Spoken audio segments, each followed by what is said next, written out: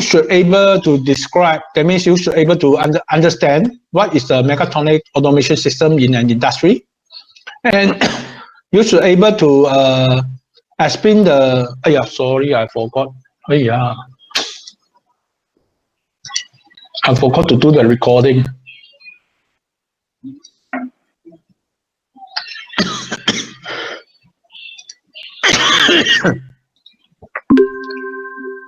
So I have to start all over again. Sorry. Okay, so today is our chapter 1, mechatronic system and concept of automations. Okay, the learning outcome for this chapter is after you've gone through this chapter, you should able to understand what is the mechatronic system. I mean the fundamental knowledge about what is the automation system is available. Okay, and then you should able to explain the definition, what is mean by system, modeling system, measurement system, control system, which have two types. One is the open loop, and the other one will be the closed loop. Okay, and then you're also able to understand and able to explain what is analog and digital signal. And these two signals will further discuss in the chapter 4, ADC and DAC conversions. Okay, and then there is another important component called sequence controller, which is a PLC, programmable logic controller. Okay, and normally the industry, they will use this PLC to control the machine, and this is a brain for the machine. That means we have a PLC, PIC, embedded system. All this one actually is some sort like a microcontroller. PLC is one type of microcontroller. Normally, this one will be used in the industry, mostly used in the industry. And in our home appliance, I mean electrical appliance, there will be the embedded system or PIC. Okay.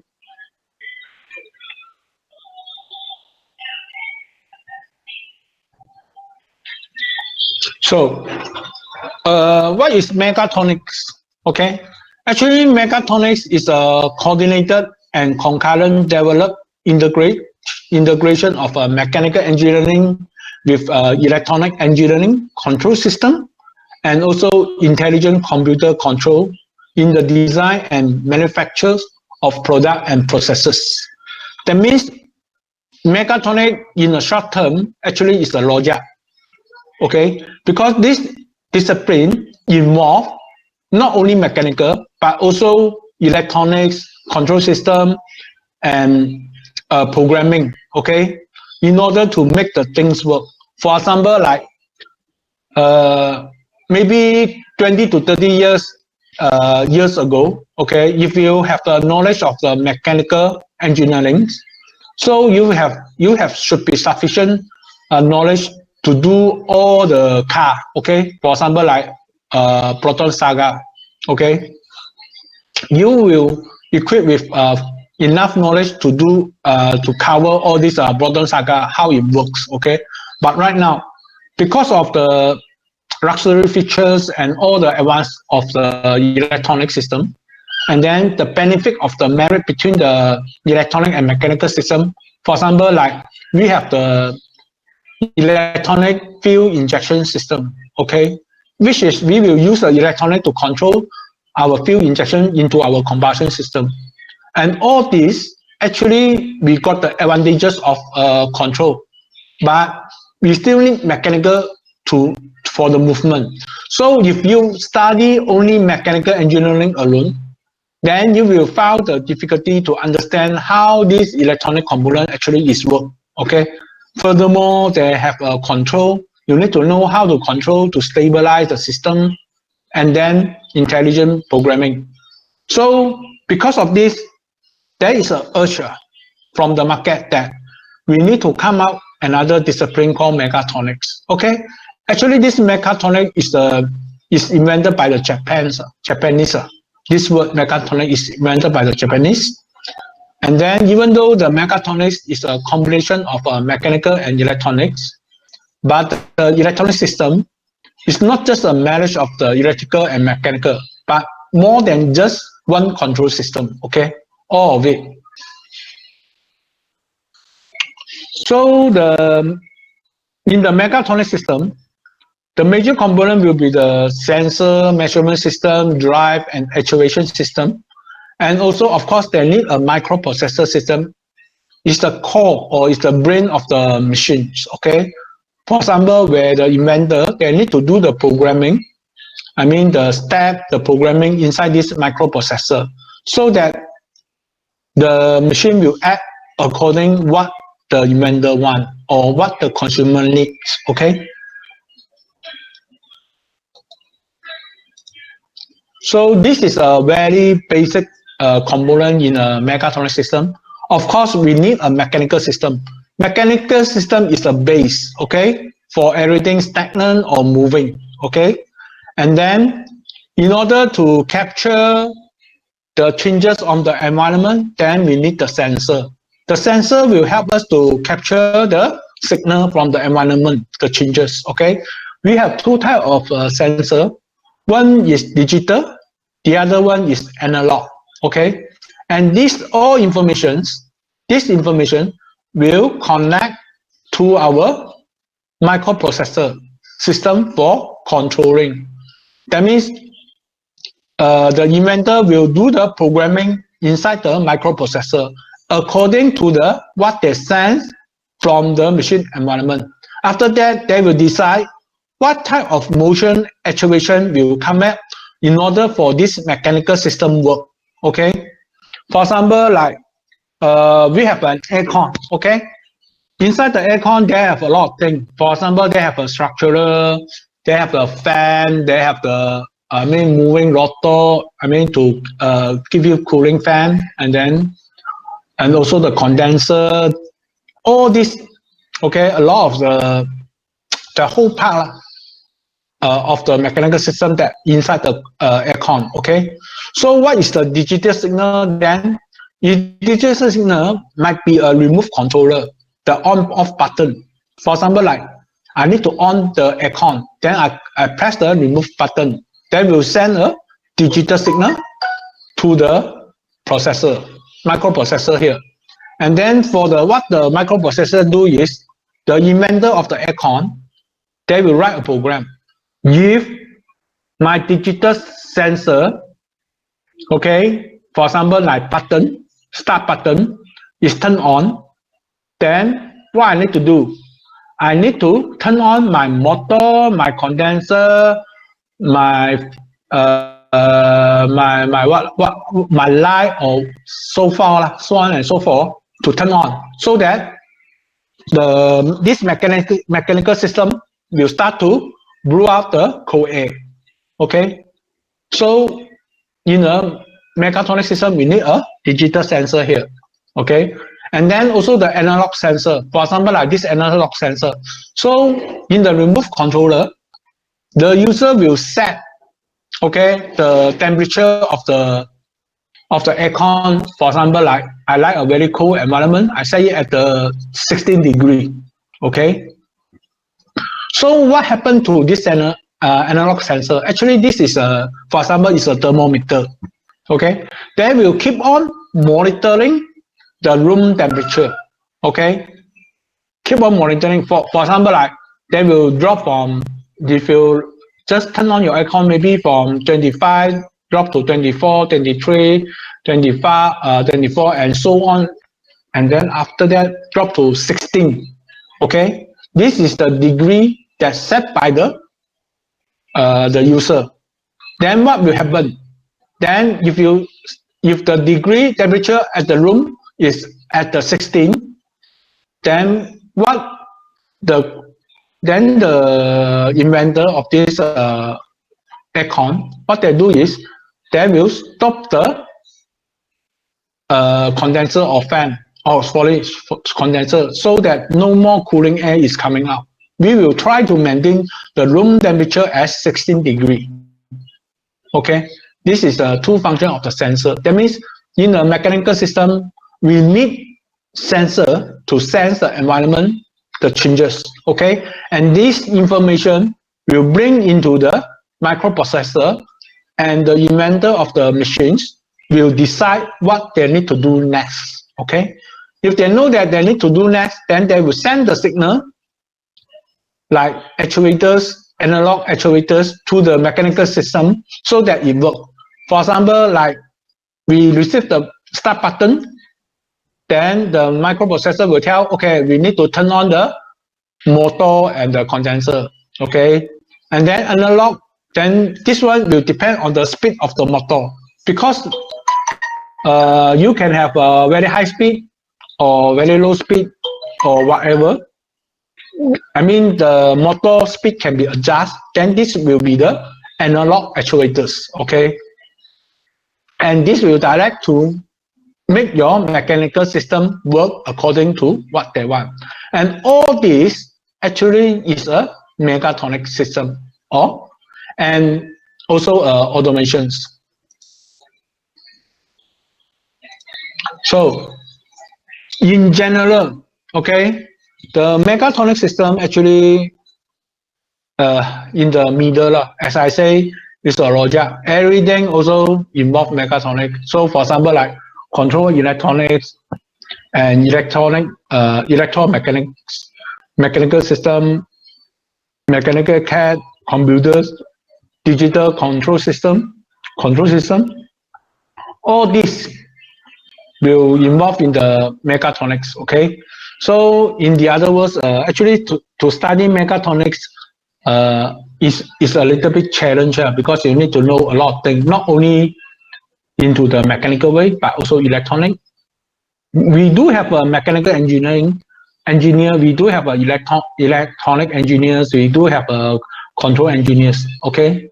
But they just know they are very, they are very specialized into their corresponding field, not like the mechatronic will be mixed around with all this, okay? So because of this, your job scope will quite wide, okay? For example, you can do automotive, aerospace, medicals. So medical, what type of medical you mean here is the medical equipment, okay? For example, like we do the equipment for the blood test pressure. I mean the apparatus for the blood pressure. Okay, we use this mechatronics to build because we need to have sensor. Sensor, for example, we need a sensor to sense the pulse of your nerve. Okay, we need to have a mechanical system to pump the inside. So all this actually is involving in the mechatronic system, and then of course we need to do the controlling. So this is more or less about the mechatronics. So another example is the first example that I try to relate to the mechatronic system is the camera. Nowadays, the camera will become an obsolete product because it's replaced by the handphone. Okay, so what is the mechanical part? So the mechanical part for the camera actually is, for example, like zoom lens adjustment. Okay, the movement of this zooming lens. Okay, actually is the mechanical part. So what is the electronic part? Then will be the integration of every single part of camera. That means when they have a signal, PCB board, all this, or microprocessor, all this is involvement of electronic part. Okay, then you need to have this knowledge in order to build the integration of this all. And what will be your control system?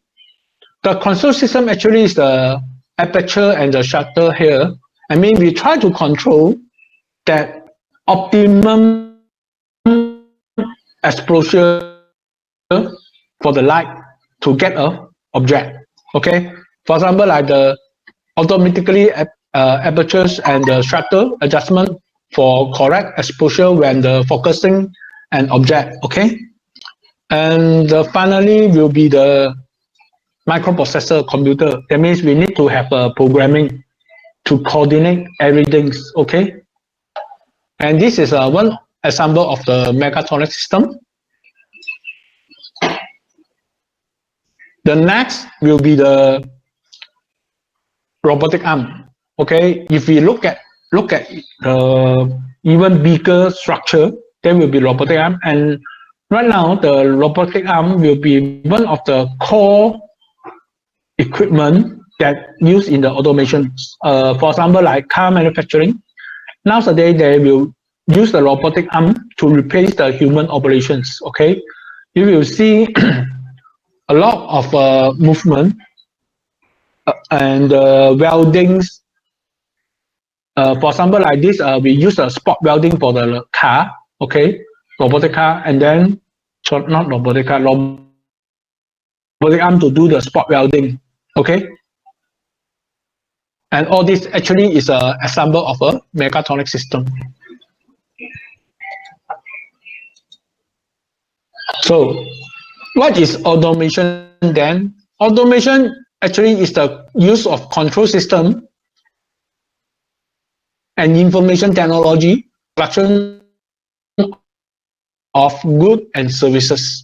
That means automation is a subset of the mechatronic system, where this automation is more concentrated on the production line, or production line, or even the equipments. Okay, so automation actually is subset of the mechatronics. So an automation system normally is a synergetic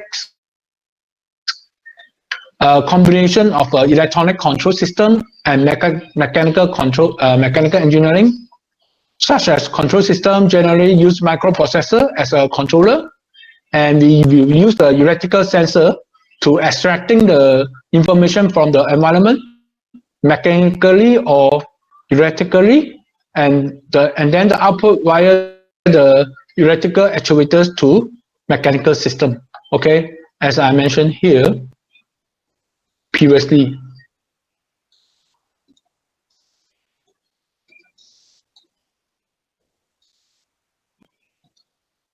Like this system. Okay, actually this one is also can be a automation system.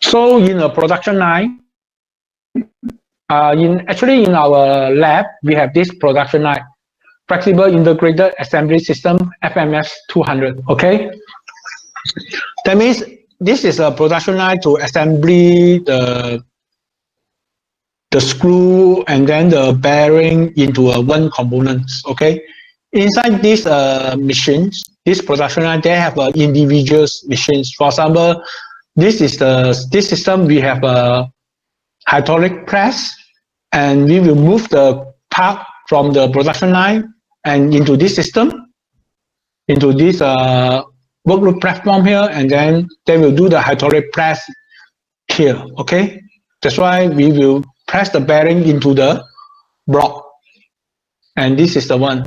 After that, I will, during the free time, I will show you a little bit of this video. What is an automation system? Okay, for the automation system, there are major components. Okay, there are 6 major components. So in our this course, we only cover 1, 2, 3. Okay, 1, 2, and 4, not 3. 3 is the microprocessor. Okay, 1, 2, and 4. So actuators. What is actuators? Actuator actually is to produce the motion or cause some actions. For example, like solenoid, motor, hydraulic, pneumatics. So you no need to worry, because this one will be discussed in the later chapter. Okay, and then sensor. Sensor will use to detect the state of the system, parameter, input and output, switch. For example, we have photo sensor or thermocouple. All these sensors we use to detect the changes or the state, okay, of the system parameters. And then we also have the controlling device. This controlling device actually is to control the system. For example, we have a PLC. We also have a PIC and microcontroller.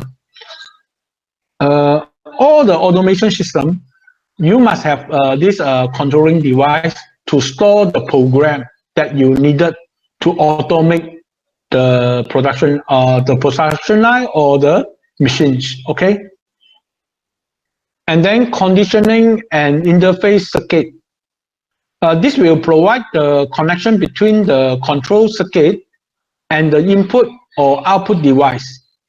Amplify input and output card, converted the card for analog to digital or digital to analog. For example, like I can give you one example like thermocouple. Okay, actually thermocouple we use it to sense the temperatures. Okay, the temperature of the surrounding.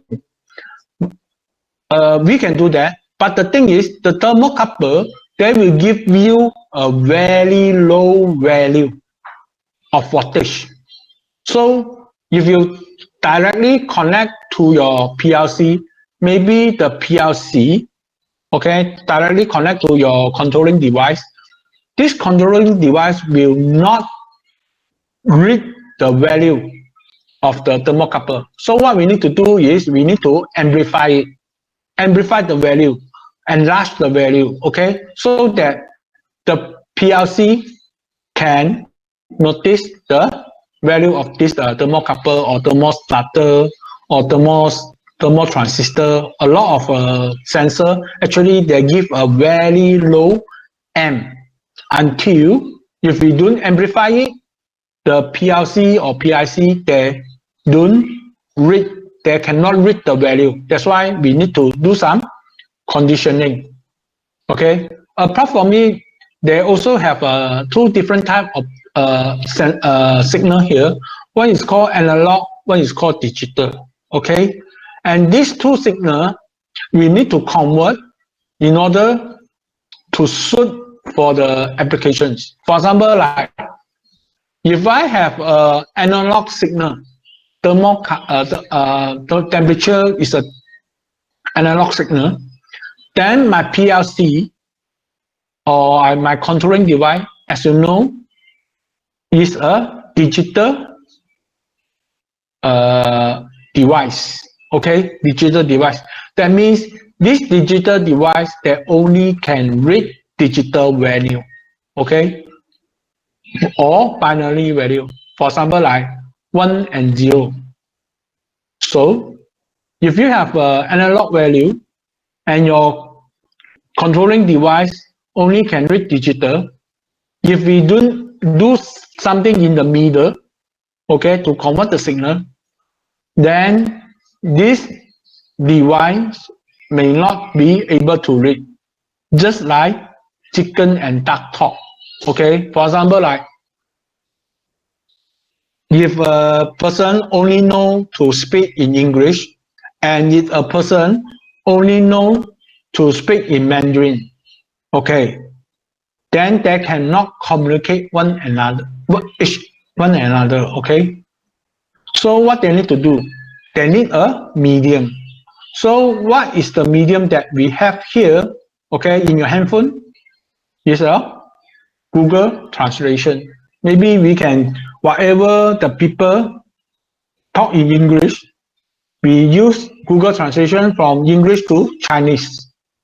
For example, Google to from English to Chinese, so that when this person, when they read, they will look at the Chinese form, even though there will be a lot of grammatical error or whatever, is not so perfect the translation, but at least they can communicate each other. That's why a lot of time we need this conditioning and interfacing circuit to do the bridging, okay, to communicate from one device to another device. That's why we have a converter card for analog to digital or digital to analog. Okay. So the next thing is a display. Okay, then we will provide the visual feedback to the user. For example, we can use a HMI, human machine interface, digital display, or LED light. Okay, why we need a display? For example, like our computer, our CPU. Okay, if we don't have the display, we really don't know whether this CPU is working or not. Because when you press the button, if you don't put the light there, then the machine will run. Okay, you turn on already, but we don't know because we can't see. You can't see through the electric. I mean, how the electric is working, you can't see. We only can observe is there is some light there. For example, if I have this light, I keep on bringing, that will indicate another meaning. Or if I bringing for 3 seconds, then after that 2 seconds or whatever, they also will indicate another status. Okay, this is how we want to know the system whether the status of the machine. So this is one of the example lah. Okay, and also we need to communicate, especially when you have a production line is more than one workstation. That means, for example, you have 2 CNC machine in your production line. Okay, or maybe 1 CNC machine and 1 robotic arm. What will this happen? What is this networking is needed? Okay, so the communication between the CNC machine and the robotic arm is when this CNC machine, they have done their job, they have finished cutting. So what they do, they need to send a signal, go to this robotic arm, so that this robotic arm will know that the work is done. Okay, the robotic arm need to go inside the CNC machine to pick up the workpiece, unload the workpiece, and then after that they need to load another workpiece to place in the CNC machine so that it can run. Okay, it can cut by itself. So all this actually is we're talking about the networking for 2 individual workstations to communicate. Okay, so this is meant by the communications. So in general, this is a major component, okay, in the automation. In general, all the sensor actuators will place on the field side. The field side here means is on the machines or on the production line, okay. And this all, they have one networking level which will be connected to the controller, which is our PLC or PIC or other microcontroller, okay, here. And this two is connected through the field level network. It could be a simple wires, or it could be a Modbus, CAN bus, or other different protocol to communicate. Oh, so for your level, you just need to understand there is a maybe just a wires, a twisted wire will do. Okay, and then from this control level, actually there is another network, what we call control network. Okay, and this control network will going to control the microcontroller here, and this microcontroller will get the information through the sensor and do action to the by using the actuators. Okay, and all of this will display in the higher level so that the operators or even alarm system or engineering application, they know what is happening in the machine side, in the field side. Okay, so this is a maybe single machine, maybe this one control single machines. Okay, and then in the field level there are a lot of machines, and then all is controlled by this HMI console here. HMI console is a, how I say, is a human machine interface remote controller lah. Okay, just to control the operations. And then in this HMI, they will display all the status. Okay, and maybe inside your factory there is only one plant. Okay, that means there will be one factory with a production shop floor. If your company is very big or multinational company, then maybe your company have a lot of factory. Okay, For example, like maybe like Intel, maybe in Malaysia they have 1 or 2 factory. US they have 1 or 2 factory, and each factory they have their own system. Okay, and how all this is communicate is through the corporate network.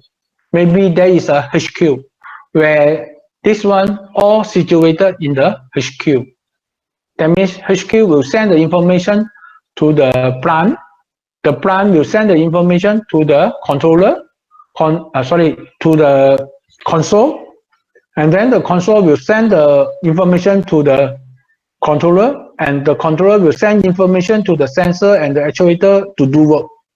Okay, this is all the level in the automation system.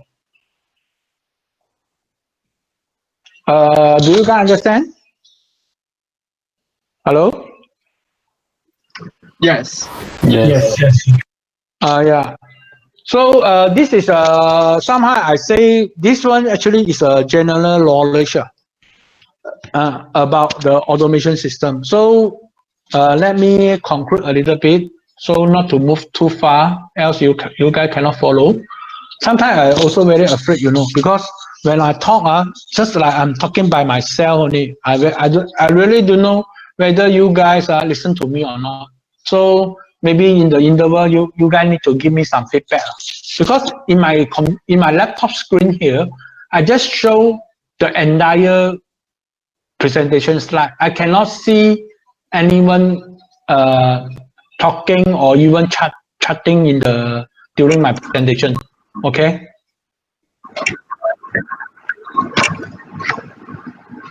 So because of this automation system, then why we want to go for automation system? There must be have some advantages. Okay. For example, the first advantages is we want to replace the human operators in the tasks that involve hard physical or monotonous work. What you mean by hard physical? That means maybe we just now like the car assembly. Maybe we want to use the robotic arm to carry the door for the car. We just use the robotic arm to carry. Okay, that is very heavy for a human if carried by one human. But for the robotic arm, we don't care. As long as our payload, that means our load for the robotic arm, can carry the car, the door, then this one will be no issue. Okay, so that's why this will replace the human job, and also monotonous work. Okay, this will more towards to the very boring job. Okay, for example, like I want the robotic arm to do a spot welding. Okay, sorry, I try to do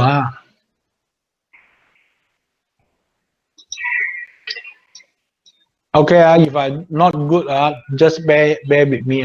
Okay, this is my car door. Okay, maybe my car door they have 2 different layers.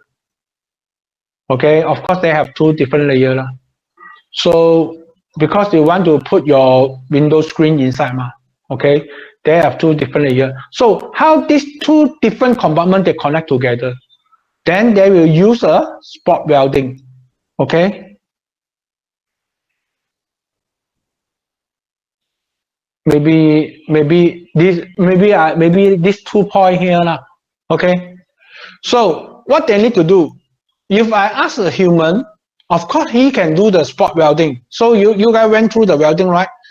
Spot welding is just a spark, okay, just a point, and then when there's a spark, then they will weld already. Okay, to do this. Okay, if I keep on asking you to do the same thing, what you feel? You will feel very boring.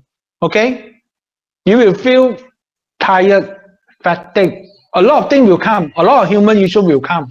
Okay, so your efficiency will be low. For example, like if I ask you to do the spot welding for the first hour, maybe you can do it with 5 seconds. 5 seconds, you can do the spot welding already. Okay, Maybe 1 hour later, 6 seconds. Maybe 1 hour later, 7 seconds. And then when close to the end of the shift, what happened? Maybe 20 seconds. You are no mood. You felt very boring. Every time you need to take a welding to do the weld here. That's why this is a very boring job. Okay. So what they do is a very boring, a very single phase job. Then what they do is we use a robotic arm to replace the human.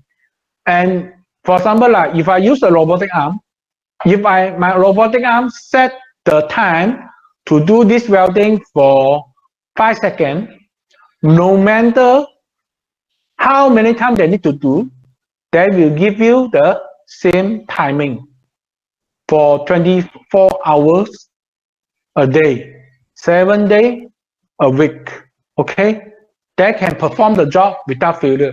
But if you ask a human to continue to do this same job, the human will die. Okay, I don't know lah. For me, I sure will definitely fall in sleep lah because old already. Okay, so the second advantages of automation is we want to replace the human task in the dangerous works.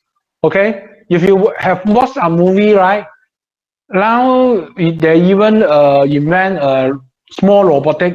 Okay, what this small robotic do is they will going to dismantle the bomb. Instead of last time when we watch a movie, we send a human, a perfect human, to go inside and then to cut the wire to dismantle the bomb, to shut down the bomb. Okay, but now what we can do? We can send the robot, mobile robot, and do the job. Okay, that means all very dangerous working environment can be easily replaced by using the robotic arm. That means if holding burn, nothing happen. At least it's not involve human life. Okay. So it's also important that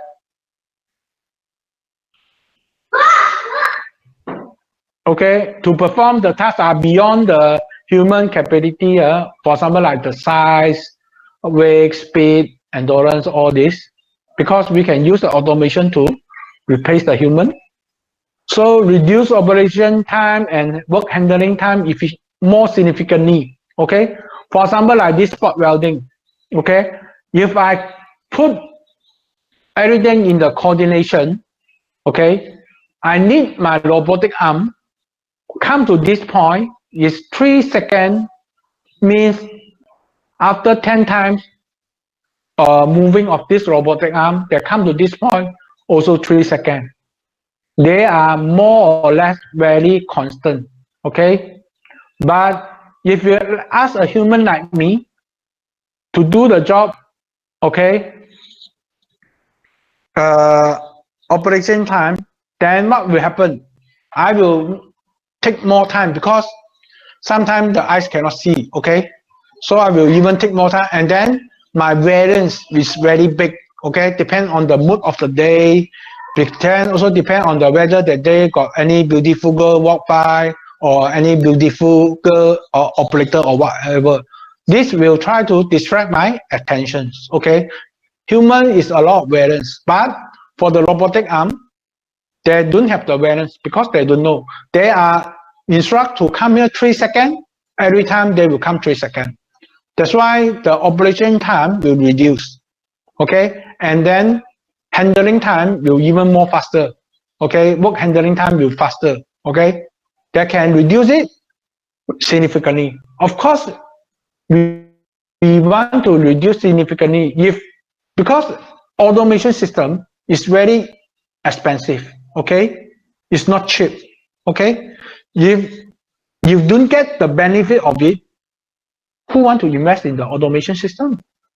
That's why they must bring the value of operation time. For example, like if I want to produce this laptop, for example, like car. Okay, let us have a wild guess. Okay, do you guys ever think that for a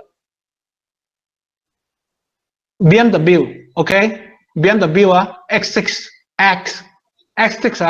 have you ever think that you need how long to manufacture a BMW S6 car?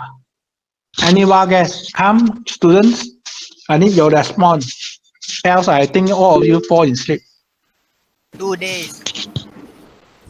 2 days. Okay. 1 month at the class already. Okay. First, who say 2 days?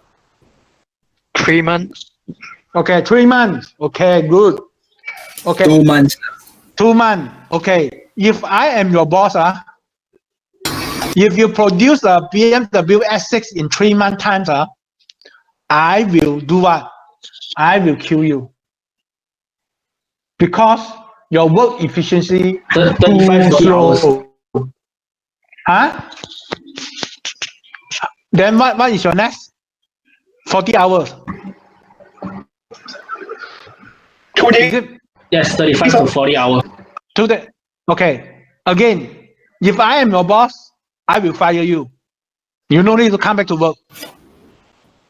Sir, how about like one day they have a limit of how many cars, you know? No, you keep on guessing. After that, I will tell you the answer. You keep on. 1 hour. Huh? What? 1 hour. 1 hour. No bonus. Fire. 1 second. Cannot be lah. 1 second. minute. But normally they will take lah. I'm not sure the definite answer, but they will produce somewhere like 30 seconds to produce a one car. That means every 30 seconds there is a new car coming out. Okay, this is the way of a lot of things. This is the benefit of mass productions and also automations. Okay, automation that can give you very standard of time. Okay, you know why? Okay, for example, like our national car, Proton Saga. Okay, one day they can produce how many cars? You guess? Or 1,000. yeah, or even if you look back into the Proton Saga, they do come up with one statement in the articles that say, if 1 month Proton Saga they sell less than 5,000 cars, they will facing the loss. Okay. Actually, this is true, you know, 5,000 cars. Okay, so if 5,000 cars be divided by 26, for example, we one week we work 5 days only lah. Okay, minimum requirement 5 days Okay, that means 1 month we have 20. How many days 24. 20. Saturday and Sunday we don't work. So we just assume 1 week have 4. 1 month have 4 weeks Okay, so it's 20 days. So 5,000 divided by 20 is how many? Guys, can you answer me? 5,000 divided by 20 days is how many you need to produce 1 day? 250. Okay, 250. I mean minimum work that means 1 week 250, right? Okay, then 1 day, what is the minimum work? I mean the working hour, one shift normally is 8 hours, right? Correct or not? Yes. 8 hours. So 250 divided by 8, how many you need to produce in 1 hour?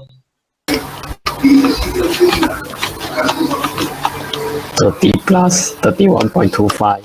It's just 31.25 lah. Okay, we round it up lah. We don't want to have this funny figure lah. We just round it up 30 lah. 30 car. Okay, 30 unit car.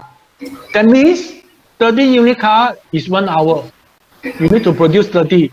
So how many minutes you need to produce 1 car?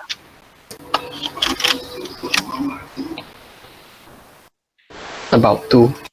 2 minutes. Okay, about 2 minutes. That means this is a very minimum requirement to produce car in order for your production line to sustain. Is 2 minutes. At least 2 minutes you need to produce 1 Proton Saga. You understand? That's why can you imagine how this thing can work because of the automations? Okay. How this thing can happen? You understand or not? How this thing can happen? Maybe I need to show you something. For example, like this is one workstation. This is another workstation. This is the third workstation. Okay. What we need to consider is, okay, this one we take 2 minutes to finish the job. This one we take 2 minutes, and this one we also take 2 minutes. Okay. What will happening is, for the first car, we have an infinity. This is an infinity workstation. We just imagine we can balance the line with all 2 minutes. Okay. So for the first car, or maybe for the first product, to go in, okay, to produce out, they need all is 6 minutes. Correct or not? To produce your first item is 6 minutes. Correct or not? For this one to come out from the production line, to go through all the process is 6 minutes. So how about for the next one? What you think they need to wait for how long to get the next product? 1 Is it? second. Not 1 second, Dalo. Is it they need to wait for another 6 minutes only you get the second product, or you need to wait for 2 seconds, 2 minutes you can get the product? 2 minutes. 2 minutes, correct. It's 2 minutes. Because when this product, they do in work here, okay, they use 2 minutes. After that, they do work here, they use 2 minutes. So after this product come here, what to this next? This next product will immediate come to here and start work. We will not wait until this one product finish, only we start to manufacture another one. We will keep on doing. Okay? That's why when we come to the first product, the total processing time will be the 6 minutes. But when to the next product coming out will be 2 minutes. So in this case, this thing will happen. Okay, so the next thing what we need to do is we need to make sure every workstation, the manufacturing time is 2 minutes. Okay, if we put human inside here, okay, because human itself actually is a variance. Okay, it's a variable. Okay, the processing time they will change, then we will not fix. That's why we need automations. Automation, they will make the thing fixed. Okay, whatever you give, like they don't have the problem of fatigue. They don't have the problem for very boring job or very dangerous environments. All sort of this thing. They don't have this type of issue. Okay, that's why nowadays we will facing human will facing the competition from the automations. Okay, you will find in the future less and less job you can find. Okay, because we also want to replace that, because we all the while we cannot keep on recruit the foreign worker, because they will create a lot of some issue problem, and then our currency also go to the foreign their corresponding home country. All this they will correct a lot of problem. That's why what we want is we want to have automations. So that's why now the world will going to Industry 4.0, which is a very highly intelligent automations. Okay, and then they will, of course, the product produce are even more cost effective. Actually, if you have a very huge demand from the market, you will find out your production cost, I mean your cost of cost per product will cheaper and cheaper if you have a huge demand by using the automations. Okay, I don't want to go very detail of it because this is out of your scope. It's too deep for you guys. Okay, you just remember when you go for the product, there will be even more cost effective. Okay, of course, we want to have more cost effective. Only the people will put the investment. If you want to invest an automation line, it's not cheap. Okay, it's very costly. And then they have a greater extent of machine utilization. That means the machine, when you buy a machine, you wish the machine always working. Okay, working when the machine is working, actually they generate the money for you. Of course, you want the machine utilization is very high. Okay, and then because of these automations, when you have a proper setting, you will have a greater productivity and higher quality and reliability compared to the human. Okay, this is what is the advantages of the automations. I think I go too slow already. I need to go faster.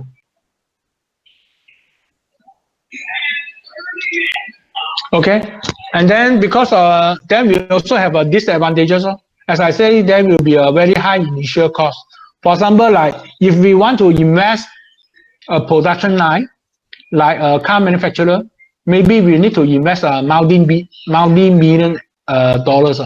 Okay, but if you ask a human to do the work, so your initial cost will be much more less because you only need to pay the salary each month. You not involved to buy the equipment. Okay, for example, that's why automation, they have a very huge initial cost. Okay, and automation system maybe have a limited level of intelligence. This is very true. Limited level of intelligence, and therefore more susceptible to commit an error. Okay, this is true by industry 3. Okay, industry 3. But industry 4, they will increase the intelligence level. That's why this is no longer true for the industry 4. Okay. They also have a very big issue is the unpredictable development cost. That means you need to spend a lot of money for the research and the development to build the system. Sometimes this development cost, okay, even cost higher than if you don't go for automations. Okay, you use the manual, it's better. Okay, imperative to have more knowledge of a different engineering field for design and implementations. That means if you inside the automations, they are involving a lot of field. For example, like mechatronic system, where they involve of mechanical, electronic control or whatever. Because automation actually is subject to the mechatronics. So you need to have a lot of knowledge in order for you to perform. Okay. So you also need to have a a lot of problems you need to be addressed separately and properly. So you need to integrate it, else your whole system cannot work. Okay, you have 99% perfect. Okay, only 1% in the middle of your production line. That means the middle of the production line problem you cannot address. Okay, what happened to your whole production line? Can you automate again? No, the whole production line will break down. Okay, that's why you need to address all the problems separately and properly. Okay. So next, I want to discuss with you is the system. Okay, a system can be thought of as a box or a block diagram which has an input and output, where we are not concerning, okay, with that what is going on inside the box, but we only want the relationship between the output and the input. Okay, I can give you one example. One example is car. Okay, for example, if the user is not a mechanical engineer, is just a finance accountant or whatever. Okay, do they actually know what is happening inside the car, how the car is being worked. They don't know. They even no need to bother to know. Okay? What they really need to know is input and output. For example, like if I want to make the car move faster, what you need to do? You need to press the accelerator better, harder. So your car, as a result, what will happen? Your car will speed up, will go faster. If I want to turn left or right, I just turn the steering, okay? Then the car will move left, right, okay? This is what I know. But do this user actually know what is happening inside the system? Can you guys follow? Any questions? Anyone of you cannot follow, then you can raise up the questions immediately. You are welcome. Okay. So this is what we mean system. Okay. Or what we mean the system. This is the definition. I hope you guys can understand what I try to say here. That I'll come back again. A system can be thought of a single block or one block diagram, which has an input, okay, and output. Then we need to know what is happening, what the hell is the box inside they're doing. You no need to know. You no need to even bother to know. Okay, this one, you let it to the inventor. Okay, for example, car, or even the washing machine. Okay, what you need to know is I need to put my clothes, do some setting. Okay, after that, water is turned on. That's it. I press the start button. Then the machine will do it by own. At the end of the day, my clothes will be dry. Okay, dry out, and then I just need to go and put it under the sun. Okay, that's it. I don't need to know how you're going to make this washing machine, and then what are the timing that you need to put the water or soap or how many spin. All you don't need to know. This is leave it to the inventor or scientist that make the system. Okay, this is what we call system. Can you follow? Can you guys follow me? Yes. Okay. Maybe this one is a bit how I say. You need to have some imagination. Okay. So the next thing is embedded system. Embedded system is microprocessor are embedded into the system, and this type of the system are generally concerned within the mechatronics. So microprocessor may be considered as being essentially a collection of logic gate, memory, or all the programming that are not wired up as an individual component, but which will give the logical function implemented by the means of the software. Okay, that means this microprocessor actually is a component. It looks like this. Okay, it looks like this. Okay, if you open the motherboard, when you see on your motherboard, you will see some sort like this one. This one we call microprocessor. And then actually inside this microprocessor, they have a lot of logic gate and memory, okay, to design the logic. Or in simple word, we are programming the microprocessor by the inventor. And this microprocessor will do the sequence control. For example, like our washing machine, they do have a microprocessor inside, embedded system, and then they will do the program machining, washing, according to the user setting. If user have I want to wash a rapid wash, for example, like 15 minutes, then this microprocessor will have the 15 minutes program, okay? And this 15 minutes program, they will turn the spin and everything to make sure everything will done as 15 minutes. But after that, can you change the program again? I mean, 15 minutes I change to the 60 minute, cannot. You cannot change. This one will seal in. That means that if you design for 15 minutes, only 15 minutes, okay? Or you can select 25 minutes. You cannot have the interval of 15.1 minutes, 15.1 or 15.5 minutes, okay? There are no such thing, okay? All this one is already perfectly programmed by the inventor. All is fixed, okay? So the microcontroller are the microprocessor with extra facility that all integrated together on a single chips. Okay, all the process they are integrated in a single chips like this. And embedded system is a microprocessor base that is designed to control a range of functions which is not designed to be programmed by the end user in the same way that the computer is. Okay, that means this is different.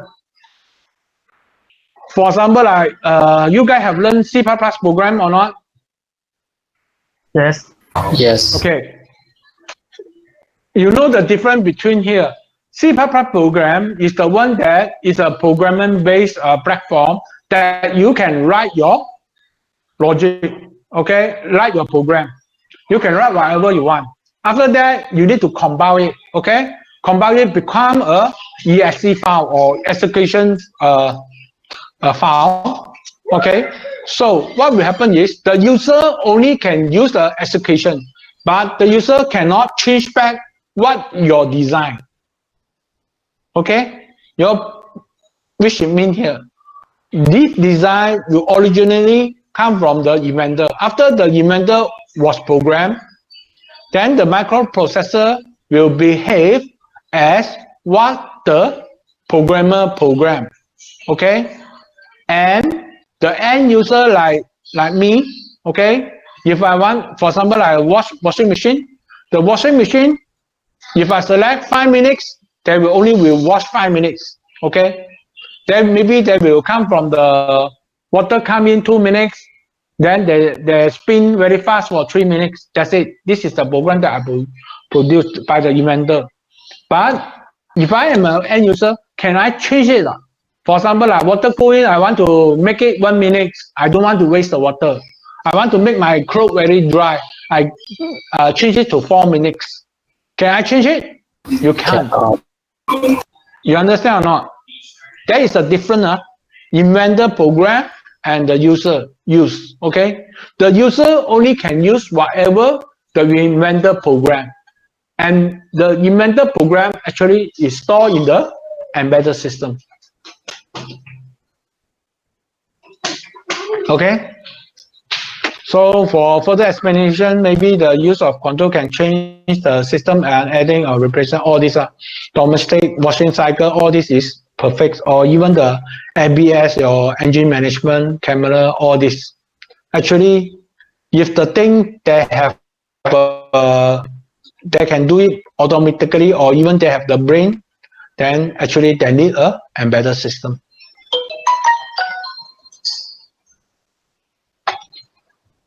Okay.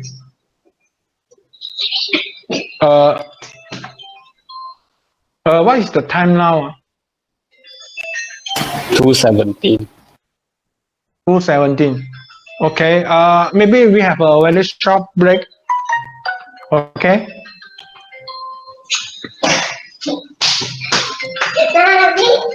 So you guys take a break first, then I will come back. Maybe 1 or 2 seconds.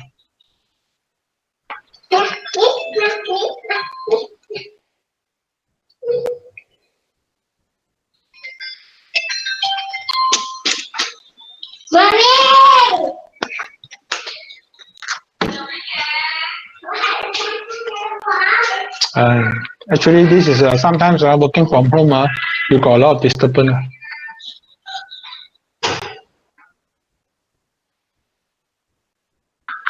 Okay, maybe can we continue, because after that I have a meeting with Dean.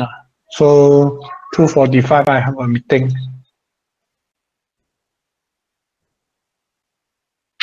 So can we continue? Modeling, okay? Yes. The term modeling is used when we want to represent the behavior of a real system by mathematical equations, such as equation represent the relationship between the input and the output from the system. For example, like we have a spring. When you do some experiment, you need to find out your K value, okay?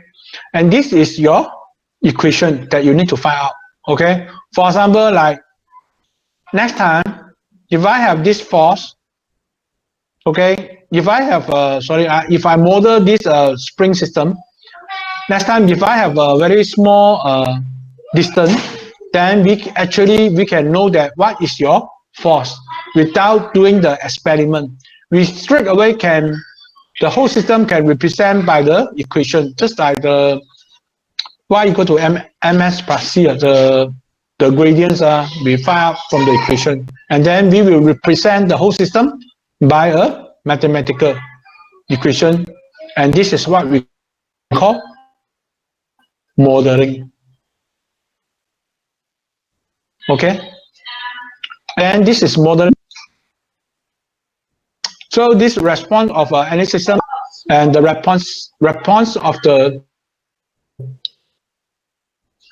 system are function of time. Okay, and that is in order to know how system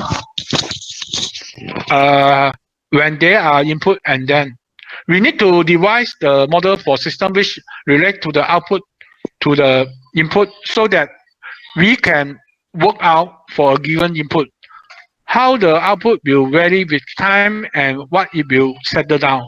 Okay, so actually this is a holding modeling the system. For example, like we want to cook, we have the F equal to Ks, and then when we have the equation, then we want to know how it's going to respond to the time from here. For example, like if I keep on extension for a very long time, then after this U point here, they will break down. Then no longer can retract back to the original positions. Okay, this is what we try to model the whole system. Okay, or even for the kettle. So if your water temperature is 20 degree, okay, and then you need to cook with the water to 100 degree, then this will respond the curve, how the system will come to the boiling point. Okay, and this all is come for the modelings. I catch here a new dress. You see a paper dress.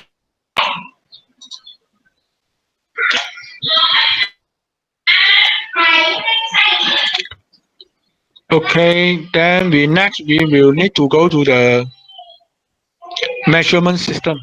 Okay, measurement system is a system that we use to measure, and this can be thought of as a box of which we use for making the measurement.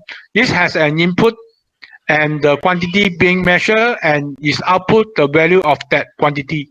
For example, we use the thermometer to do the measurements.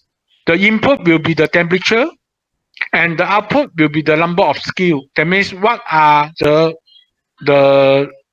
readings. Okay, so for example, like we have sensor, then we need a signal conditioner, and this signal conditioner afterward will give you a display.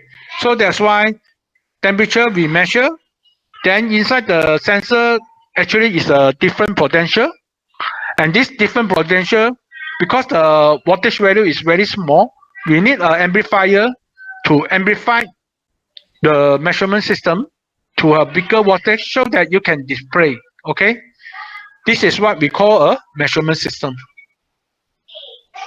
So there is three different type of measurement system. For example, like sensor will respond to the quantity being measured by using as the output as a signal which is related to the quantity, or signal conditioner conditioner take the signal from the sensor. Maybe we need to stop for a while.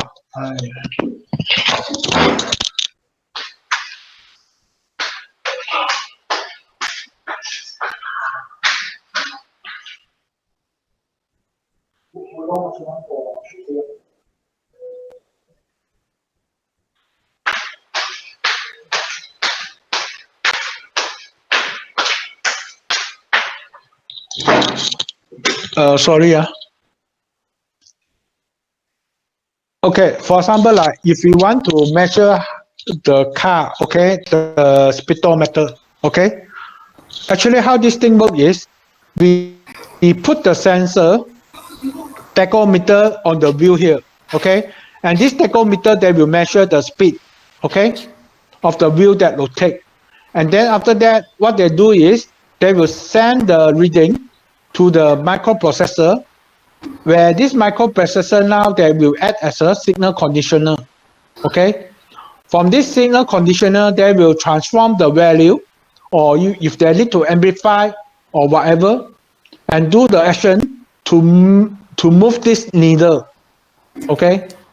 They will control the needle movement. So if this one speed is they rotate very fast, then the needle will spin up very fast. So they will give you the reading. This is what we call a measurement system. Okay. Can you guys follow this one? Yes. Yes. Okay. Then if this one can follow, then we go to the next. Okay. The next is very important. Okay. This is one of the core in this subject, what we call a control system. Normally, control system, what we try to do, we have three actions, okay? The first one is we try to control some variable to some particular value.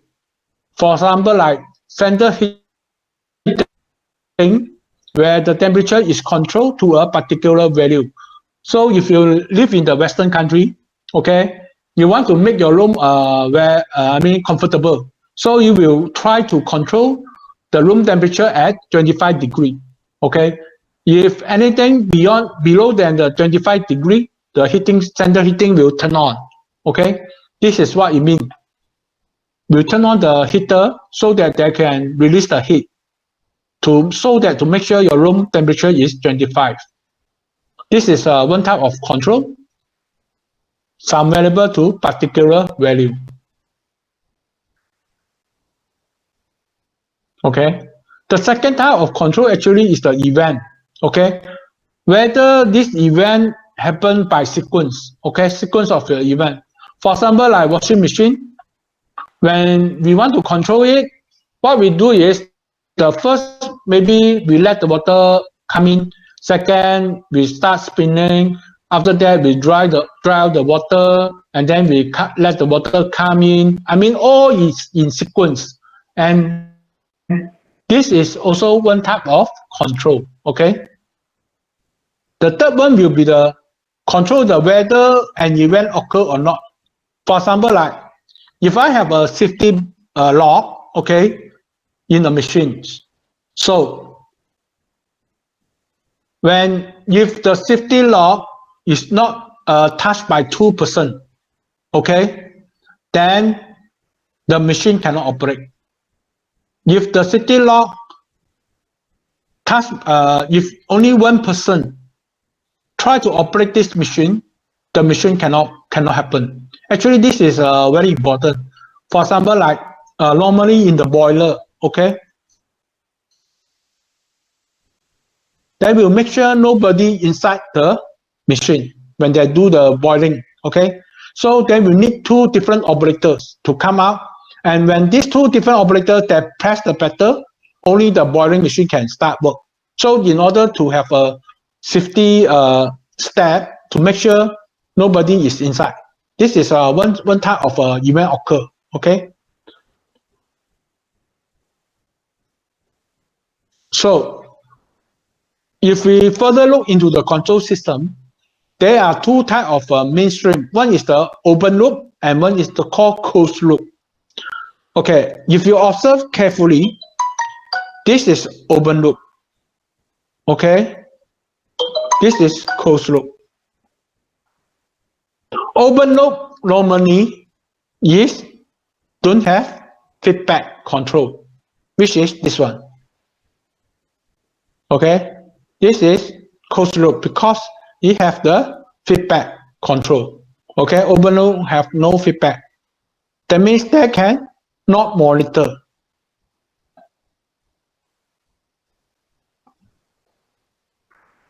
An open loop control system control action is independent of the desired output. The actuating signal depends only on the input command and the output has no control over it. The element of an open loop control system usually can be divided into two parts, which is control element and process element. Okay, this is control element, this is process element.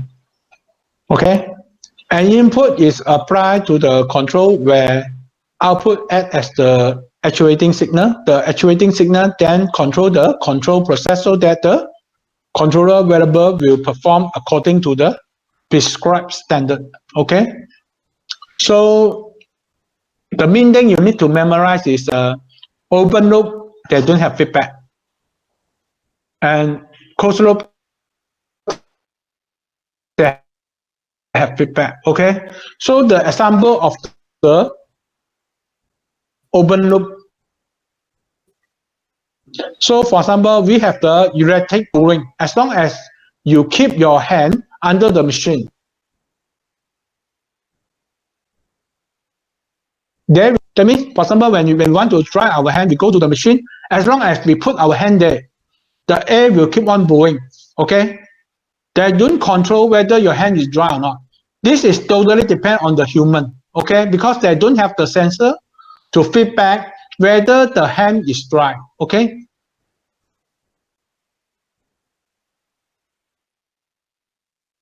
Also for the automated washing machine,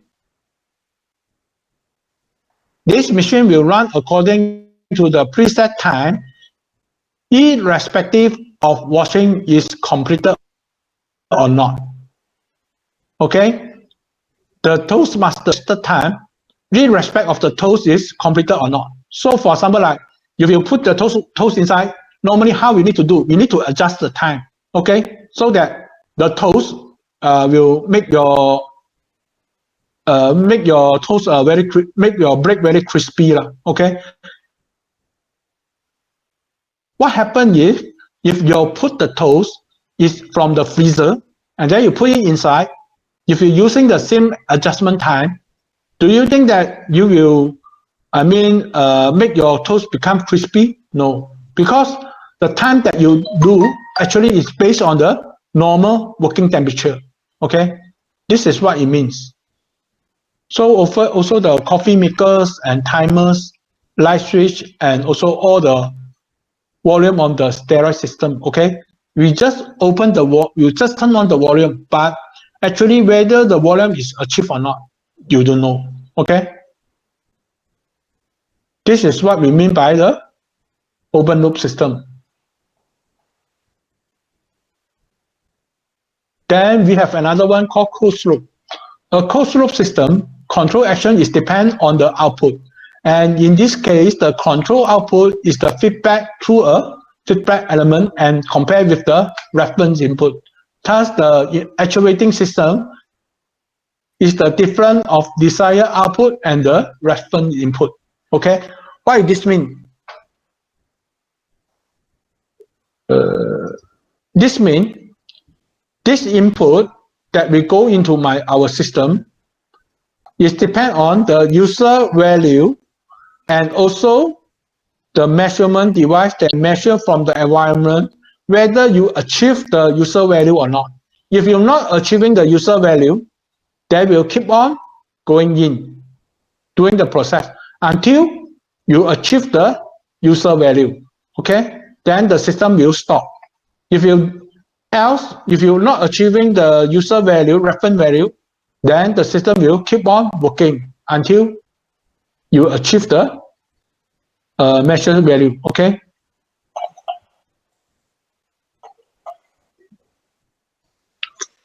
feedback is that property of a closed-loop system which permit the output of some other control variable of the system to be compared with the input to the system so that the appropriate control action may be formed as same function of the output and input. So feedback is safe and to assist in the system when a closed sequence of cause and effect relations exists between the system variable. Okay, this one actually you can read by yourself. Actually, the loop is very complete.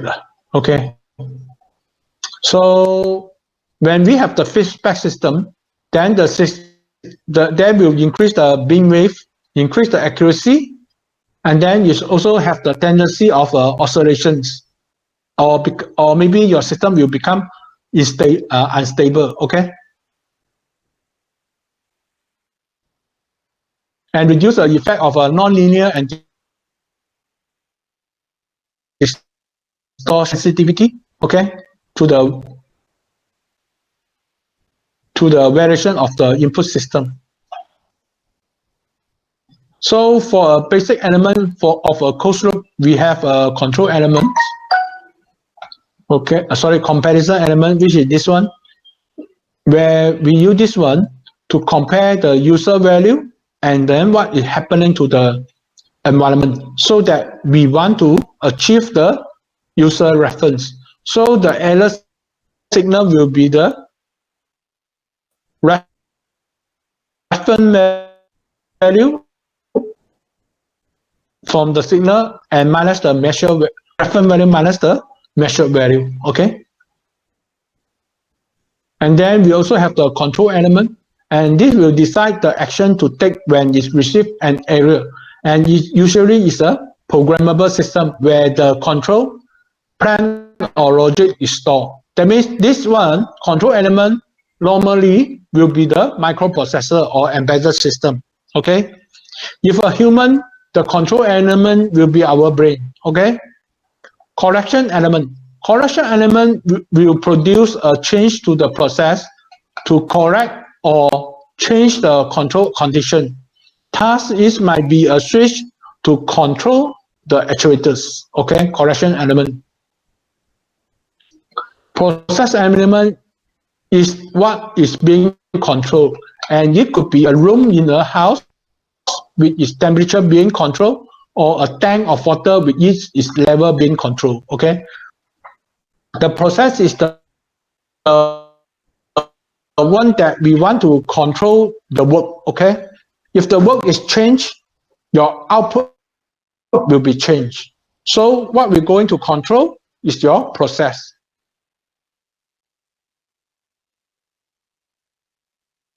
And how your process is the process to do work. Okay, and measure element will produce a signal related to the variable condition of the process that is being controlled. For example, like the room temperature. Okay,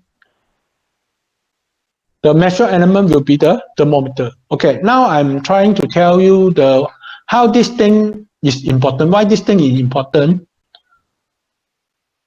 For example, like the room.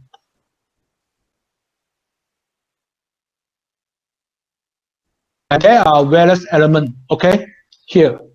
So what they're trying to control?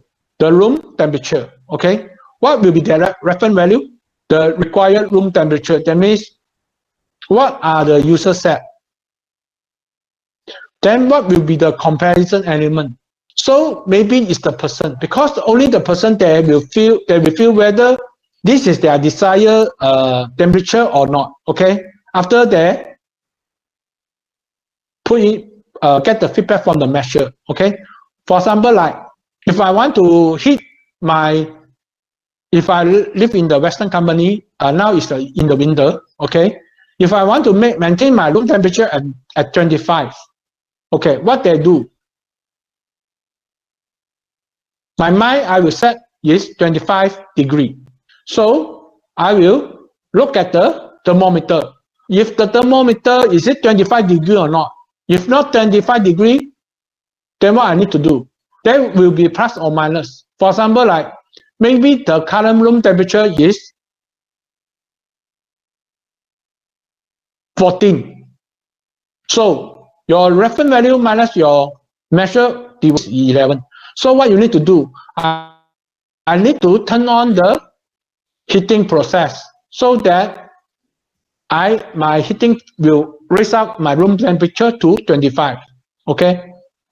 If after 1 hour later, now your room temperature is 28 or even 30, then what is your reference value? My reference value actually is 25. I feel comfortable at 25 degrees. So what you need to do, if you found the difference, now this time you have a minus value. Then what you need to do is you need to turn off. This is your program to decide. Then you need to turn off the heater. When you turn off the heater will stop heating. Then outside temperature is cooler than the inside. Then eventually, gradually, your room temperature will go down. Then you sleep, then you go down. After that, you found very cold again. Then you found your room temperature is maybe 20. You feel not comfortable. Then you go and turn on your heater. Okay. This is the process of feedback.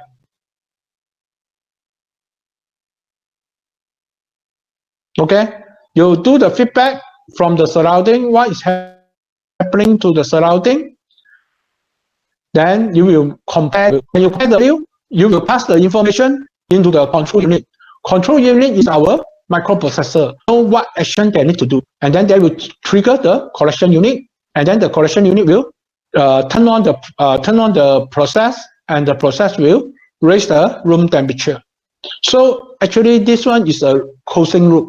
Okay, they will keep on repeat and repeat in order to maintain the room temperature at 25 degrees. That's why we call this one is a closed loop.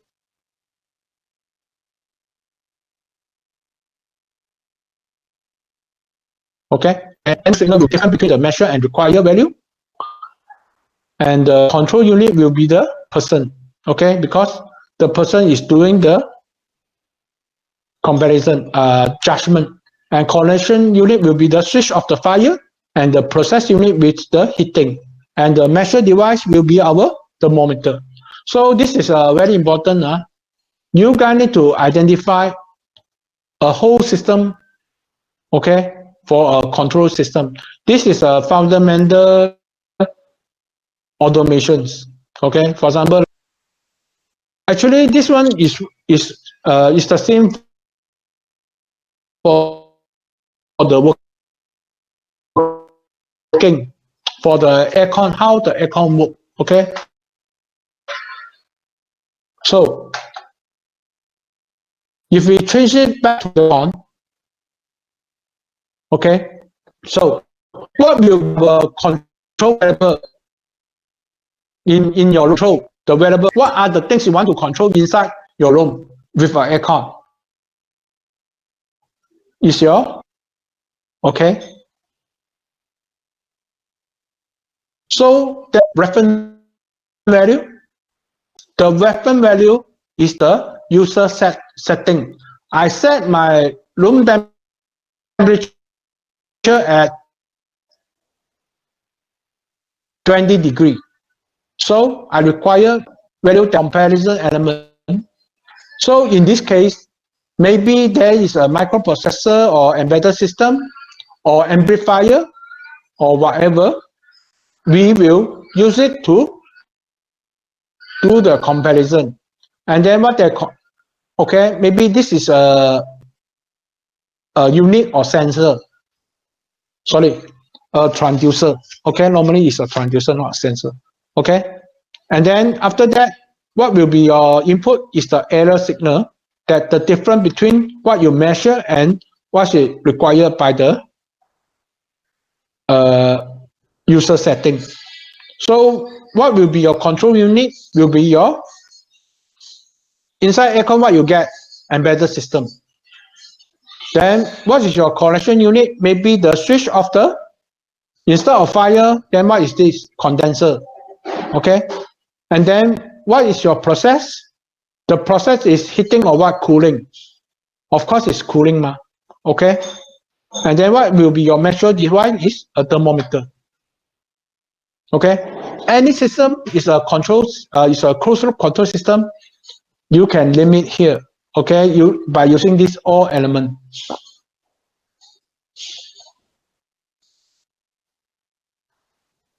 Okay. There is another example like a water level. This one is a more mechanical base. Okay. So what will be the control variable for this one? What we try to control? Actually, we try to control the level of the water. So the level in the tank. Then what will be the reference value? The reference value is the initial setting of the flow positions. Okay. What will be your comparison element? The level. Okay. The level will compare whether you are reaching the flow or not. And then what is the error? Normally will be the difference between the actual and the initial setting. And then what is the control unit? Is the pivot. What will be the correction unit? Is the flip opening or closing of the water supply. Water supply of flip here and here. Okay. What will be your process? The water level in the tank. Okay. You want to let the water to drop in. And what it will be your measurement device is the floating ball and the level. This is your measure device.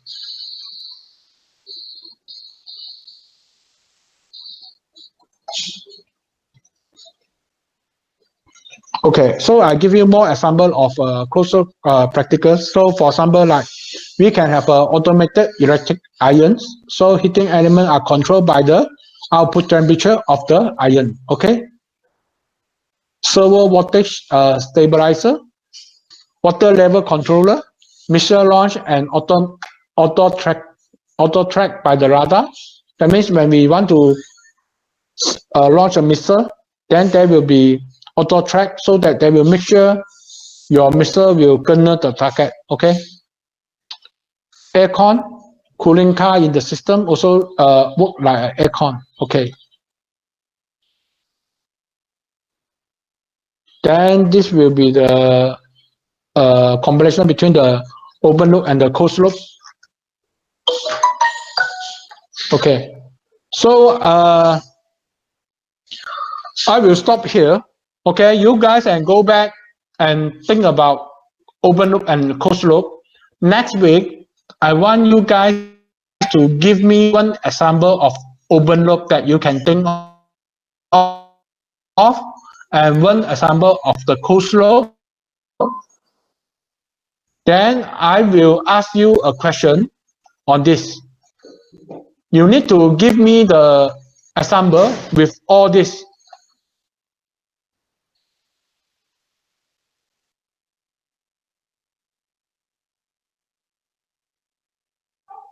Try to think, okay?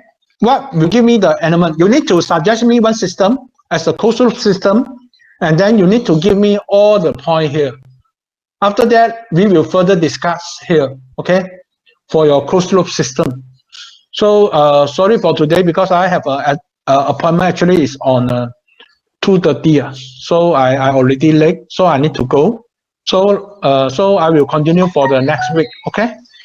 Joe, my attendance haven't taken yet. Oh, okay. Your attendance haven't taken yet, okay? Yeah, everyone is here, Joe. Okay. Okay. Thank you. Thank you, Joe. Thank you. So today I quite rush. So I will next week I will open loop and close loop. Okay.